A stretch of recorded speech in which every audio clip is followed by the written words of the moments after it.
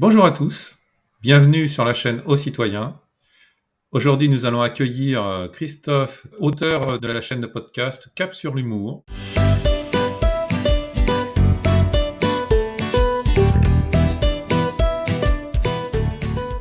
Bonjour Christophe.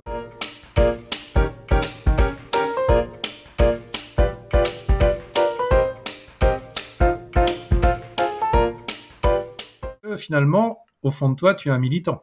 Oui, alors moi je suis en fait un militant optimiste, c'est-à-dire que l'idée en fait de cette chaîne de podcast qui s'appelle donc Cap sur l'humour, quoi, c'est d'avoir un regard un petit peu décalé quoi, sur l'actualité, faire passer des messages, mais toujours avoir ce côté différent, positif, et puis bon, mine de rien, apporter des petits conseils, des solutions, des anecdotes, quoi. Donc, et puis toujours avec ce côté se dire comment, en fait, par exemple, Dégueu, ma poubelle, aurait pu imaginer, en fait, intervenir et puis se plaindre aussi, parce que les pauvres, bon, pendant les manifs, il y en a eu des milliers qui ont été brûlés, quoi.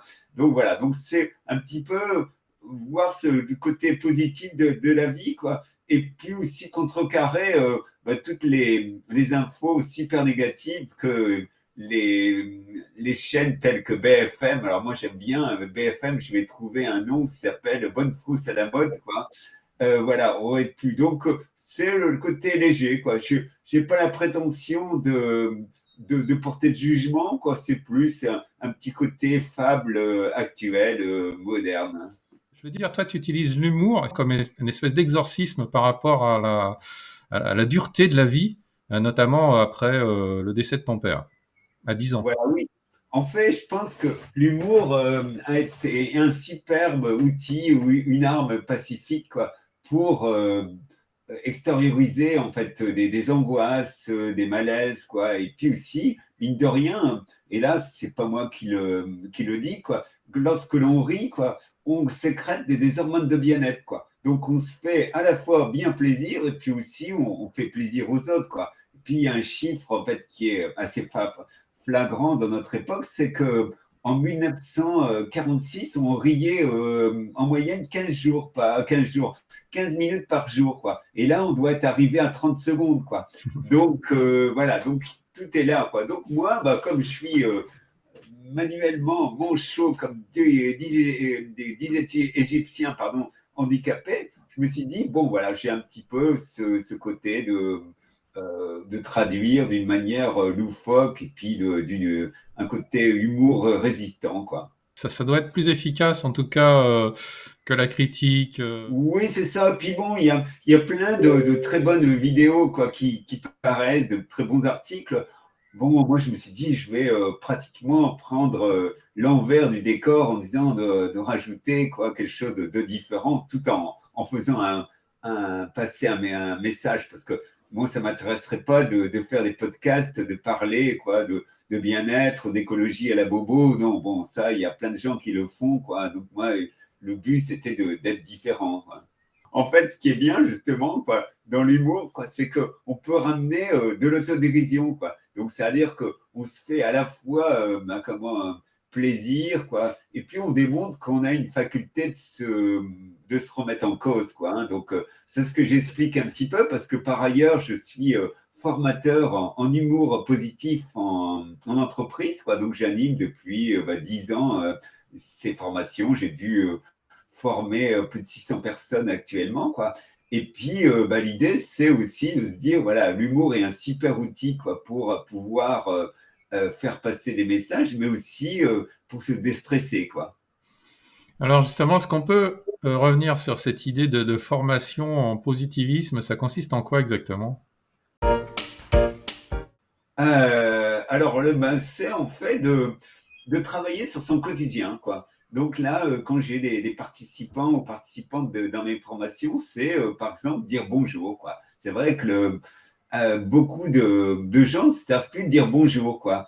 Et là, c'est de leur montrer que un bonjour souriant et comment aussi avec un petit zeste d'humour peut être super efficace pour la suite de l'entretien qu'ils peuvent avoir au niveau professionnel ou amical avec la personne qui est en face d'eux, quoi. Et puis aussi de rajouter un petit peu d'humanité, parce qu'en fait, je trouve que dans notre époque, ce qui a bien quelque chose que l'on manque, c'est de l'humanité, quoi. C'est comme j'en parle dans Cap sur l'humour, c'est pour ça que j'ai créé ces personnages, c'est que bah, tout est artificiel. Bon, là, maintenant, ça y est, on nous parle en fait avec une cadence phénoménale de l'intelligence artificielle, quoi. Donc, moi, dans tout ce que je fais, j'essaye d'y rajouter de l'humanité. Aujourd'hui, on ne sait plus dire bonjour, on ne dit plus bonjour. Ouais, c'est ça. En fait, à la rigueur, pourquoi pas dire salut, quoi. Mais aussi d'y mettre une attention, d'être vraiment ancré et se dire, voilà. Et puis, de regarder la personne, de aussi, comme je disais tout à l'heure, de lui mettre un petit geste d'humour, comment dire, la valoriser, quoi. Parce que c'est vrai que dans mes formations, j'utilise beaucoup quoi, l'humour positif, quoi, parce que ben, c'est vrai qu'on a beaucoup de gens, en fait, certains journaux quoi, satiriques, donc je ne citerai pas le nom, qui utilisent beaucoup l'humour noir et la causticité. C'est pas toujours de bon goût, et puis bon, ça apporte rien quoi, dans notre époque, parce que ben, les gens ont vraiment besoin de rire, d'être valorisés. On voit bien, d'ailleurs, tout ce qui transparaît comme mot actuellement chez les salariés, c'est le manque de valorisation de leur profession, quoi. Hein. Donc, et c'est vrai que par l'humour l'optimisme, on peut justement valoriser les gens, quoi. C'est vrai que, mais il y aurait presque matière à apprendre à rire. Moi, je trouve que on est dans une époque, je veux dire, vaut mieux valoriser les gens que de les enfoncer, parce que bah, les enfoncer, de toute façon, on les enfonce tous les jours un petit peu plus. Quoi. Bon, après, lorsqu'il y a deux amis qui se connaissent bien, pourquoi pas utiliser un petit peu d'humour noir et de causticité, parce que ben, les gens se connaissent bien, mais de prime abord, lorsqu'on va voir, par exemple, une caissière, ah ben, on ne va pas commencer à la juger. Quoi. Par contre, on peut lui mettre un petit zeste d'humour en fait par comment, en la valorisant, en fait, bon, voilà, donc du genre, wow, vous êtes super bonne en calcul mental, en fait, bon, voilà, donc ça peut être ça, quoi, en fait. Hein, oui. Tu conseilles de draguer les caissières, en fait. Non, non, pas du tout. Non. Ok. C'est ma femme qui m'écoute, alors non, non. Non, mais en fait, utiliser l'humour tous les jours dans chaque situation. Ouais, c'est ça. Par exemple, dans les mails, quoi, lorsqu'on reçoit, quoi. Moi, j'ai, par exemple, un mot qui ne veut rien dire pour moi, c'est cordialement, quoi. Ça veut dire, c'est comme si, en fait, on utilisait un petit peu plus de l'énergie de ses doigts pour rien dire, quoi. Par contre, je mets, moi, chaleureusement, quoi. Et entre parenthèses, comment dire, lorsqu'il y a une canicule ou bien qu'il y a un grand froid, bon, pas trop, parce que, bon, sans quoi tu vas attraper des coups de soleil, quoi. Mm. Donc, c'est des petites choses comme ça, quoi, qui sont là aussi. Au téléphone aussi, ben, c'est vrai que comment on peut utiliser aussi cet art de vivre. Hein. Alors, effectivement, dans les mails que tu m'as envoyés, même les SMS parfois, tu finissais par la formule belle journée souriante, bel après-midi souriante, bonne soirée souriante. Le Ouais, sourire est ton ami quotidien, en fait. ouais, je pense que ça, ça fait passer aussi des choses. Et puis, je pense que les mots ont aussi, comment dire, une symbolique, quoi. Et c'est vrai que le mot souriant, ben, on voit tous nos sinistres du gouvernement, ils sourient jamais, quoi, en fait. Hein. Ou alors, c'est un super, comment dire, sourire, complètement marketing, et c'est Ouais. pas ça, quoi, en fait. Hein. Donc, c'est vrai que la vraie communication, elle passe par là déjà, quoi, hein, par un sourire, quoi. Et on voit bien des gens qui se comprennent pas, qui ont des langues différentes, un sourire et tout de suite, quoi. Donc, ça passe, quoi, beaucoup mieux, quoi. Hein. Ah, le sourire est une force, en fait, c'est ce que disait Bouddha. Hein. Donc, en plus d'être formateur donc en humour positif, on pourrait presque dire en positivisme finalement, tu es éditeur, tu es toujours éditeur. Oui, J'ai été pendant 12 ans, quoi. Donc, d'accord. j'ai eu deux maisons d'édition, quoi. Et en 2012, ma chère banquière m'a séquestré et puis il m'a dit, oh, regardez, monsieur Tricard, votre bilan comptable, il n'est pas terrible. Et puis, bon, elle m'a forcé à déposer mon bilan, quoi. Et puis, bon, c'était bien parce que comme je travaillais 80 heures par semaine, bon, c'était super de faire un petit break, quoi. Par contre, je travaille toujours pour des maisons d'édition. Je suis aussi, j'écris, j'ai dû écrire à peu près 40 livres comment dans ma vie, quoi. Hein. Donc, d'ailleurs, je vais vous présenter en avant-première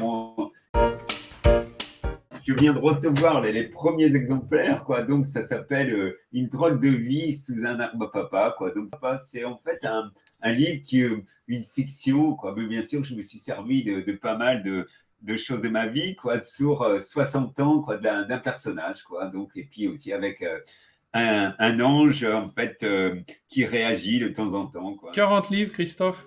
Oui, oui, oui. Ça va aussi des bandes dessinées, parce que j'écris des bandes dessinées, quoi. Ça va de bouquins pour enfants, des livres d'entreprise. Là, je viens de finir un bouquin pour une entreprise, quoi. Donc voilà, c'est tout azimut, quoi. C'est vrai que modestement, j'essaye de mettre ma petite touche, quoi. Bon, et je trouve que l'adage qui dit que de voir un verre à moitié plein, moi, effectivement, je le vois à moitié plein avec un bon Bordeaux, quoi, en fait, dedans, quoi. Ok, donc on n'encourage pas à boire de l'alcool, évidemment. Hein. Non, non, non, non. Tu fais évidemment une critique du système, on le disait au début de l'émission. Oui, parce qu'en fait, l'idée, c'est que moi-même, je source, quoi, parce que c'est vrai qu'il y a il y a des infos qui sont tellement incroyables, et puis j'essaye de trouver des sources qui soient pour la majorité des gens, parce que j'essaye de faire aussi ouvrir à ma façon les consciences, quoi, et donc d'aller sur des sources comme dans des journaux comme Le Monde, comme Radio France, en fait, bon voilà, de me dire c'est pas spécialement ça vient pas de soi-disant complotistes. Non, non, non, ça c'est vrai, quoi. Donc, je passe pas mal de temps à vérifier, quoi, parce que il y a des choses qui sont tellement incroyables que on se dit, ben, c'est pas possible. Et puis, malheureusement, ça l'est, quoi, en fait. Hein, ouais. Et puis, bon, à mon niveau, d'avoir un petit côté journalistique, parce que c'est vrai que à part dans des émissions comme la tienne, en fait, ou autre, quoi, on dit plus grand-chose, quoi. Hein, en fait, il y a vraiment une censure qui est phénoménale, quoi. Je prends toujours en exemple, moi, je suis d'origine polonaise, quoi. Donc dans les années 80, par le biais, quoi, de la famille, ou comment dire, on suivait comment dire, l'actualité et puis du système communiste.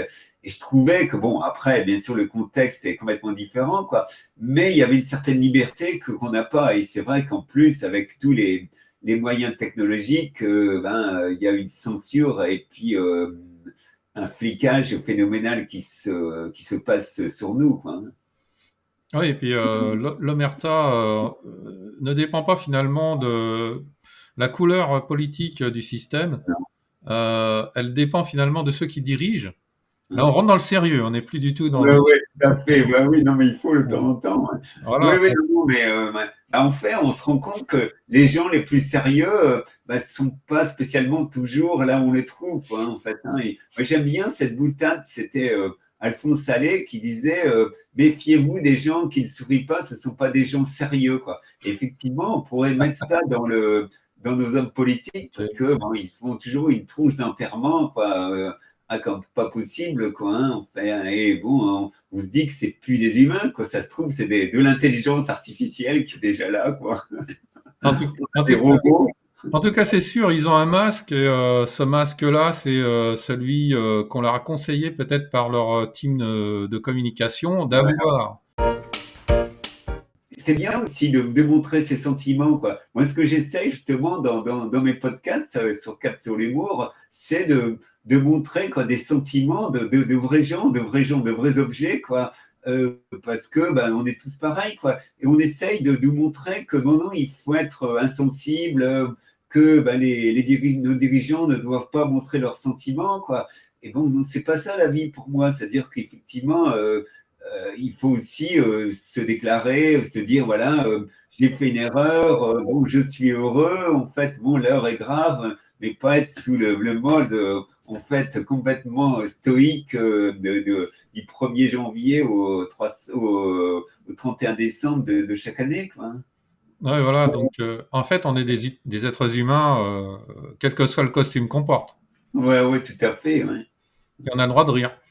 Voilà, oui, tout à fait. C'est presque une obligation, quoi. Il faudrait que ça soit remboursé par la sécurité sociale. D'ailleurs, en fait, c'est tellement vrai que j'avais fait, quand j'étais éditeur, on avait édité un livre qui était une sorte de typologie des centenaires, quoi. Et ce que j'en ai retenu, c'est que c'était des gens qui étaient souriants, quoi. Donc, qui étaient optimistes aussi, quoi. Parce qu'effectivement, on ne vit pas si longtemps comme ça par hasard, quoi. Lors d'une même formation, un des participants avait une super rage de dents, quoi. Je me dis, waouh, c'est mal barré, quoi.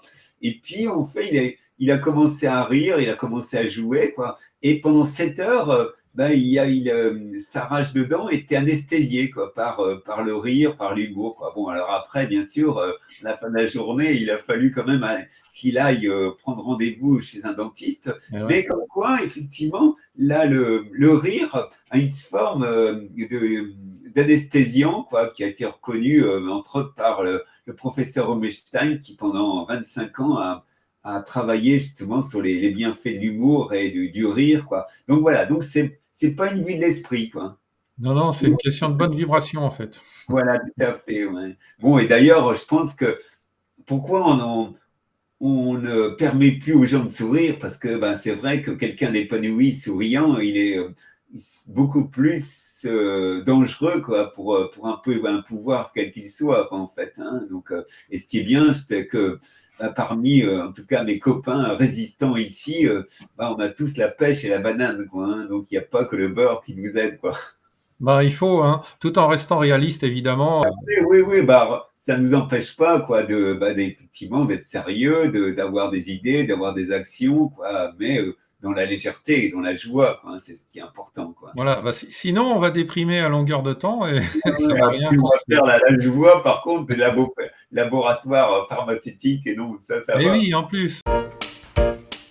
J'ai une copine qui est pharmacienne sur Rennes, quoi, et j'essaie de voir une enquête ou une statistique sur la progression des neuroleptiques en fait en France depuis 3 ans, quoi. Et pas moyen d'en trouver, quoi. Ça, c'est dingue, quoi. Ah Et oui. d'après elle, qui est pharmacienne depuis 25 ans, a priori, c'est une progression minimale de 80%, quoi, depuis 2 ans, quoi, en fait. Hein. Donc, c'est phénoménal, quoi, en fait. Hein. Bah, c'est sans doute pour ça qu'on trouve pas cette étude.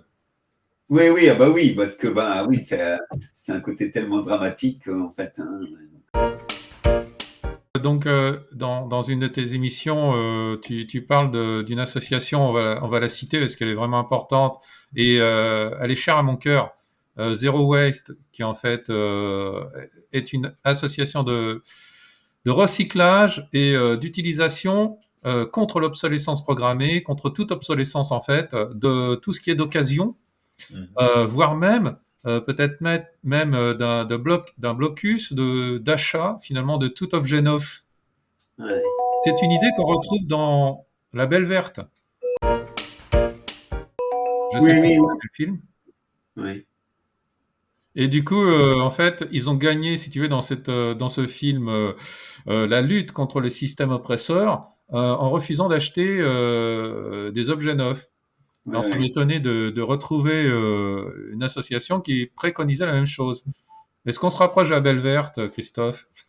Oui, bah oui, en fait, je pense que c'est un film merveilleux parce que avec de la légèreté, avec du rire et tout, bah, Colin Serrault a fait passer des super messages. Et puis elle avait, pour reprendre une expression d'une de mes idoles, Gaston Lagaffe, c'était prépositoire, quoi. C'est vrai que bah, c'est de se dire que ce film, je crois, a été tourné en 96 de mémoire, quoi. Et puis il y a des choses, entre autres, par exemple, elle évoque une période qu'on aimerait bien qu'elle se passe, quoi. Des grands jugements, quoi. Hein. Donc, et bon, il y a plein, et tout par la légèreté, quoi. C'est un film qui devient de plus en plus culte, quoi. Hein. Donc, et qui a certainement été fait avec des moyens, quand même, c'est pas des Astérix, quoi, en fait. Par ailleurs, bah, c'est vrai que je suis là pour me dévoiler, et je suis co-organisateur, quoi, d'une marche qui est nationale depuis 3 ans, quoi, qui s'appelle la Marche Fantastique. Donc c'est une marche qui a été créée en 2000, pas 2021, quoi, par un des adhérents de Toulouse de Réinfo Covid à l'époque, quoi.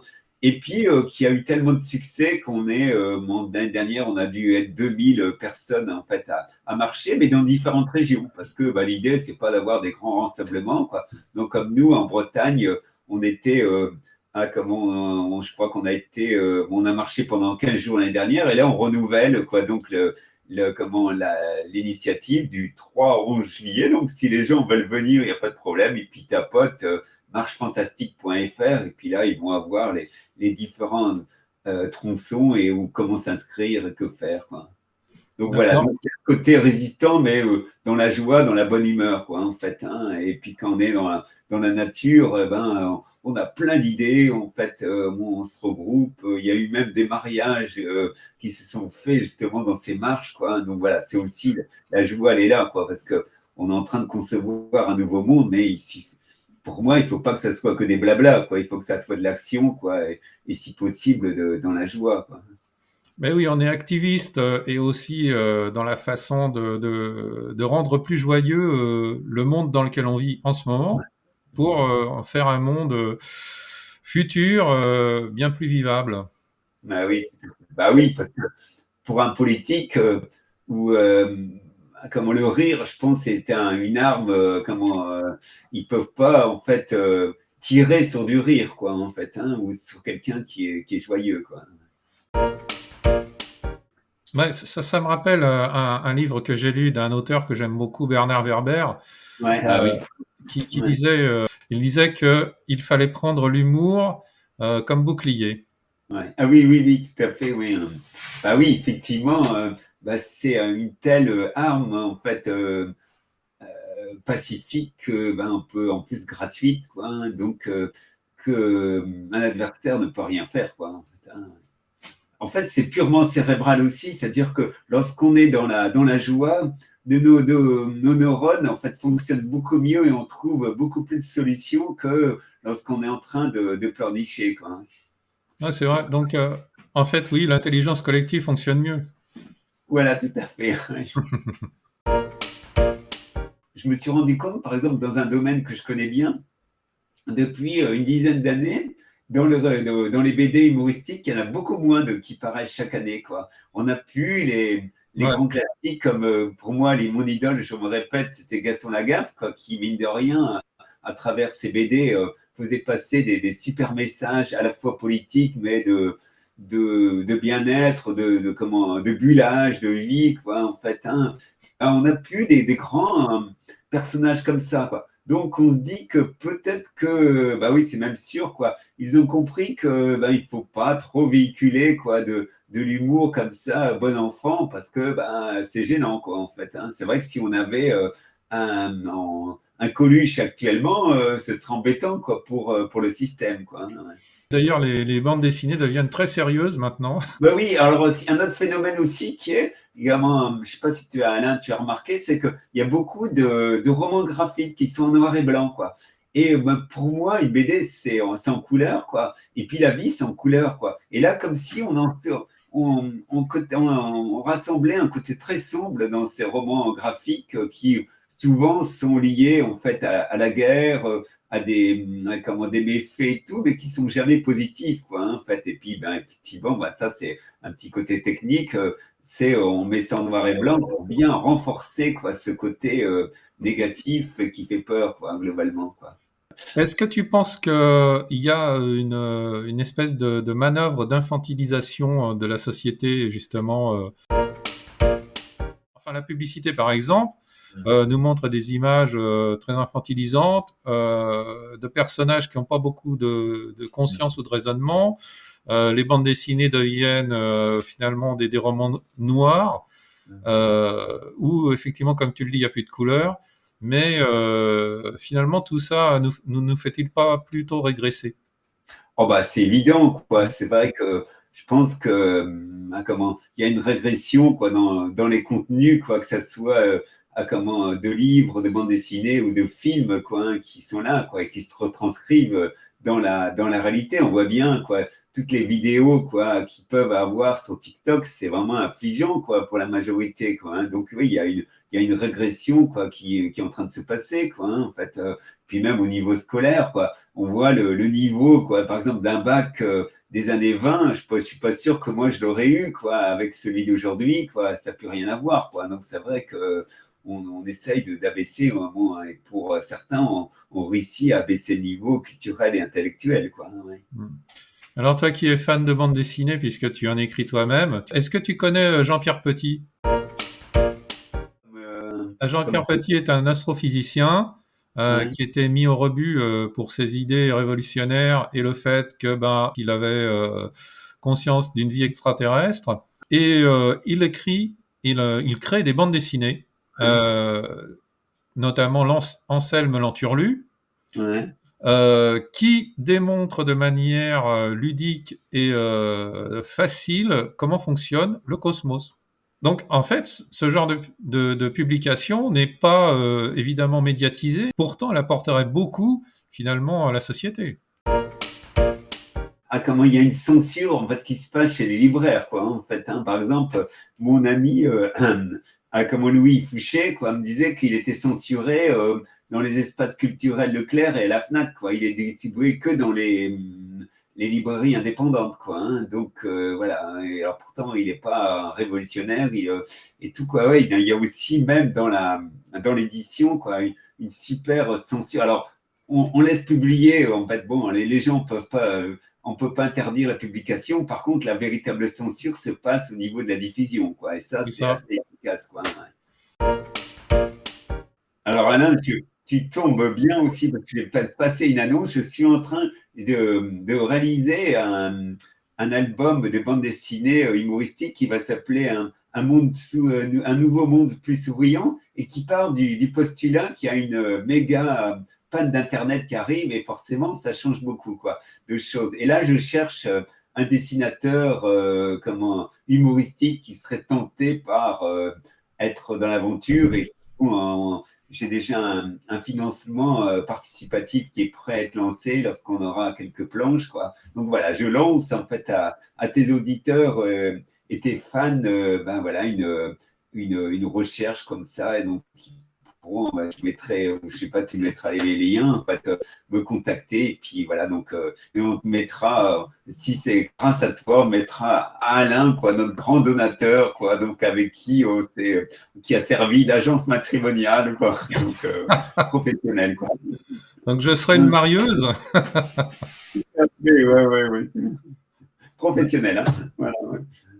Il n'y a pas que moi dans cette chaîne, qui s'appelle aux citoyens, il y a aussi Myriam Oui, qui donc est bah, on donc à la mettra technique. Myriam. Hein. Donc tout est affaire de collaboration. Enfin, j'aime pas trop ce mot collaboration, mais de coopération. Voilà, Voilà, oui. l'union Alors, des compétences. ce qui est magique dans notre époque, c'est que depuis 3 ans, quoi, c'est que les rencontres se font beaucoup plus facilement, quoi, aussi, quoi. Et on rencontre d'une part des gens qu'on n'aurait peut-être pas vus il y a quelques années, quoi, et puis des rencontres qui sont assez magiques, quoi, hein. Donc, et voilà, tout est possible. Hein. Moi, je prends souvent en témoignage cette vieille série des années 70, ouais, c'était 70, peut-être début des années 80, qui s'appelait Les Envahisseurs, quoi, où on voyait quoi, des extraterrestres qui se reconnaissaient. Et nous, c'est comme si on était un petit peu des envahisseurs quoi, à travers cette société quand même qui est très morose, comme là, je suis très gentil, quoi. Et ben, c'est vrai qu'on se reconnaît comme ça, d'une manière un petit peu alchimique. Hein. C'était cette série des années 60 que j'ai vue quand j'étais petit, en noir Ouais. et blanc, Ah oui, plutôt euh, 60, mais ça repassait après, quoi, avec effectivement. Roy Ouais. Thines. Voilà, oh, je me souviens même plus comment on dit non, mais voilà, il y a ce côté-là C'était qu'on ça. en vit aussi, voilà, avec le beau doigt qui servait à autre chose que de rentrer dans ton nez, quoi, en fait. Hein. C'est pas une insulte, Voilà. je rassure nos viewers, c'est pas une insulte. C'est juste que les extraterrestres en question, parce qu'ici on parle de tout, on n'hésite pas, avaient cette particularité d'avoir l'annulaire dressé, et c'est à ça qu'on les reconnaissait. Ils pouvaient Voilà. pas Bah, bouger. d'ailleurs, je pense que c'est une série qui doit être encore sur le net, sur YouTube, quoi, qu'on doit pouvoir revoir, quoi. Et puis c'est marrant parce qu'il y a ce côté un petit peu parallèle, quoi, d'une minorité, quoi, qui débarque dans une société, quoi, et on pourrait se dire que nous, en fait, modestement, on est cette petite minorité agissante et puis qui est aussi produit de l'avenir, parce que ce qui manque dans notre époque, c'est vraiment la perspective, quoi, parce que même déjà à 6 mois, on a du mal à se projeter, quoi. À 1 an, ça devient, alors bon, à 64 ans, c'est encore plus difficile, quoi. Et voilà, je trouve que de se rencontrer avec des gens qui pensent de la même façon, qui ont la même fonction, les mêmes conceptions de la vie, c'est capital actuellement, quoi, hein. C'est sûr qu'aux yeux des tenants du système, on doit apparaître comme des aliens. Oui, oui, oui, tout à fait. Et puis on les embête quand même parce que bon, on est intelligent, en fait, bon, on est joyeux, en fait, on a plein d'idées, quoi, en fait, hein. Donc ça, c'est vrai que c'est embêtant pour eux, quoi, enfin. Et puis on est aussi dans tous les strates de la société. C'est le seul moyen qu'ils ont finalement de critiquer nos actions parce qu'ils ne critiquent pas vraiment notre discours, mais finalement les personnes qui portent ce discours. Mhm. Oui, puis alors, pas du tout sourcé, quoi. C'est-à-dire qu'il n'y a pas, si encore il y avait une base avec un vrai contenu et tout, mais non, là, effectivement, c'est que quelques petits mots à la marketing et puis c'est tout, quoi. Il y a rien de. C'est pour ça que pour revenir à ma série de podcasts, j'aime bien les sourcer parce qu'effectivement, on pourrait me dire, oui, comment, les objets sommaires, bon, c'est de la fantaisie. Non, non, non, c'est des grands médias qui le disent, quoi. Donc, voilà. Il y a plusieurs notions comment, qui m'orientent tous les jours, quoi. C'est de se faire plaisir, quoi. Je pense qu'on est dans une époque où, mine de rien, pour être efficace, pour être en bonne santé, c'est se faire plaisir, quoi. Et moi, je sais que j'aime commencer par ma journée, par faire plaisir. Ça peut être écrire, ça peut être aller me balader dans mon jardin, quoi. Donc il y a ça, quoi. Et puis aussi, un deuxième postulat, c'est de buller, quoi, de rien faire, mais vraiment de rien faire, quoi. C'est-à-dire que, bon, à un moment donné, lorsqu'on est accablé de peur, de fatigue et tout ce qu'on veut, quoi, c'est de se dire, voilà, bon, ben, je peux rien faire contre ces problèmes, quoi, hein. Et puis, de se reposer, de méditer, de déconnecter en fait de ce quotidien, de ces angoisses, quoi. Donc je pense qu'il y a ces deux choses-là qui sont pour moi primordiales, quoi. Puis bien sûr, s'amuser, quoi, de voir le côté positif en fait de chaque personne, de s'amuser, mais de manière quand même bienveillante, quoi. Moi j'ai un terme que j'ai créé qui s'appelle rigolo-veillante, parce que bon, bien la bienveillance, c'est tellement un mot galvaudé, quoi, hein. Donc voilà, je pense qu'il faut vraiment se faire plaisir, quoi, se penser à soi, et puis forcément, on pensera en fait aux autres, parce qu'on sera beaucoup mieux dans sa peau, beaucoup plus en forme, quoi. Oui. Alors on rappelle, Christophe, c'est la première fois qu'on te voit donc face à une caméra, je pense, Oui, que tu animes des podcasts en fait, qui sont, pour ceux qui ne le savent pas, évidemment, des émissions radio. Et donc le principal, c'est Cap sur l'humour. voilà, oui, tout à fait, hein. Ce que tu m'as envoyé aussi, évidemment, parce qu'on a préparé l'émission, on n'est pas des amateurs. Oui, oui, j'ai vu ça, wow, bravo. Donc la radio dit pas tout, la radio qui dit tout. Voilà, donc ça, c'est un des personnages quoi, d'une radio, D'accord. quoi, en fait, hein. Donc voilà, donc c'est à peu près une dizaine quoi, de personnages qui vont de Oranger à le smartphone, à Dégueu, la poubelle, donc dit pas tout la radio. Bon voilà, donc des personnages comme ça humanisés quoi, qui donc sous un podcast qui dure en général 6 minutes quoi, qui sont le petit clin d'œil argumenté de notre époque, hein, ouais. Oui, c'est court, mais en fait, c'est précis. Voilà, oui, oui, oui, non, parce que on est tous pareils, on décroche au bout d'un moment, quoi, hein, en fait, hein. Donc c'est puis bon, moi aussi, je veux dire, s'il fallait que je crée 20 minutes de podcast, c'est vrai que ça me demande déjà 4 heures pour chaque podcast entre l'écriture et puis le montage sonore et non et donc le mettre sous la boîte, quoi. C'est vrai que ça demande du temps, quoi. Oui, c'est sûr. Et le temps, bon, on va pas dire le temps c'est de l'argent, mais les gens manquent de temps. Non, non, non, et Ils puis foutent de ouais, moins en moins. il faut penser à soi, effectivement, de se libérer de contraintes, quoi, hein. Mm. Ok, Christophe. Voilà. Donc, Bon, ben, un grand, grand merci, Alain, en fait, hein, et puis, comment j'allais dire, longue vie, en fait, à ta chaîne, quoi, parce qu'elle le mérite, quoi, hein. Donc, voilà, donc, quand il passera, comment dire, à la télé, c'est que là, on sera libéré, quoi, ça sera bien à nous, quoi, en fait, hein. d'accord. La chaîne aux citoyens donne la parole aux citoyens. Tu en as un exemple vivant, le dernier en date d'ailleurs, Ouais. euh, à qui on laisse un maximum de temps pour s'exprimer et dont on fait la promotion évidemment de ta chaîne de podcast, Cap sur l'humour, de tes publications en tant qu'auteur de livres. Le dernier, rappelle-nous le titre. Alors, ça s'appelle Une drôle de vie sous un arbre à papa, mais je Drôle de vie t'enverrai des liens, quoi, en fait, D'accord, hein. La drôle de vie sous un arbre à papa, ainsi que de bandes dessinées futures et Ouais, passées. voilà. Et puis surtout ta façon de vivre la vie et de communiquer ta joie de vivre à travers cette philosophie, j'insiste pour le dire, du rire. Voilà, oui, merci Alain. En fait, je penserai à toi quand je pleurerai. Je me dis, bon, non, faut pas Ah que je détrompe Alain, en fait, hein, donc, ah oui, oui, dernière question, est-ce que tu pleures des fois? ah oui, oui, ah bah, ça m'arrive, en fait, hein, je suis pas un surhomme, quoi. Et je D'accord. pense que le pleur, c'est, bon, à la fois salutaire, mais c'est lorsqu'on est fatigué aussi. Et puis, bon, voilà, c'est vrai que, mais je pense que ça fait du bien de se libérer de ses émotions, en fait, hein, ouais, bien sûr. Ouais. Eh bien, espérons, Christophe, que tu nous feras pleurer de rire. D'accord, merci. Merci Alain. Salut Allez, Christophe, à bientôt. Au revoir Alain. au revoir.